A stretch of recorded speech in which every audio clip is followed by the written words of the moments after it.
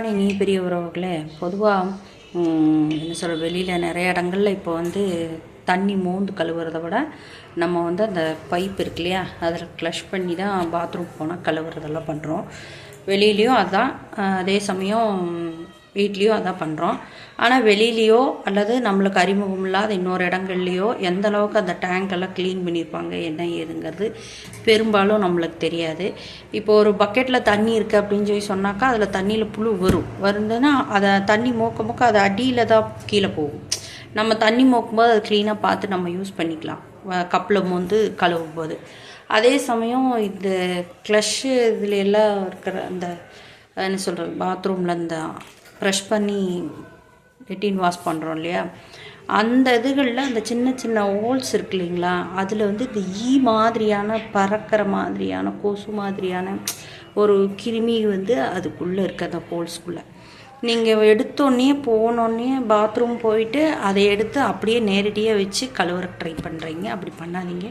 முதல்ல அதனுடைய இதே ஒரு தடவை தண்ணியை வெளியில் பீச்சி அடிச்சுட்டு தண்ணியை கம்ப்ளீட்டாக அடிச்சுட்டு அதுக்கப்புறமா அதை வச்சு வாஷ் பண்ணால் பெஸ்ட்டாக இருக்கும். இல்லைன்னா இந்த சின்ன சின்ன ஒரு பறக்கிற மாதிரி இருக்கிற பூச்சி நம்மளுக்கு தெரியாமையே நம்மளுடைய மோஷன் வாயிலையோ அல்லது யூரின் வாயிலையோ போகிறக்கான சான்சஸ் நிறையா இருக்குது.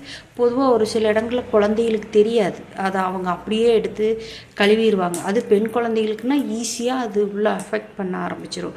அது ஏன் அவங்களுக்கு பூச்சி கடிக்குது அல்லது ஏன் அவங்களுக்கு ஒரு மாதிரியான தொந்தரவு பண்ணுதுங்கிறது தெரியாமல் போயிடும். அதனால் எங்கே நீங்கள் எந்த தண்ணியை புழங்கினாலும் ஒரு தடவை அந்த தண்ணியில் இருக்கக்கூடிய ஒரு இதை ப்ரெஸ் பண்ணி வெளியில் கொஞ்சம் அழுத்தி தள்ளிட்டிங்கன்னா அதில் அந்த கனவுல இருக்கிற பூச்சிகள்லாம் வெளியில் வந்துடும். அதே சமயம் சில இடங்கள்லாம் நம்ம யோசிக்காமல் சில விஷயங்கள்லாம் பண்ணுறோம்.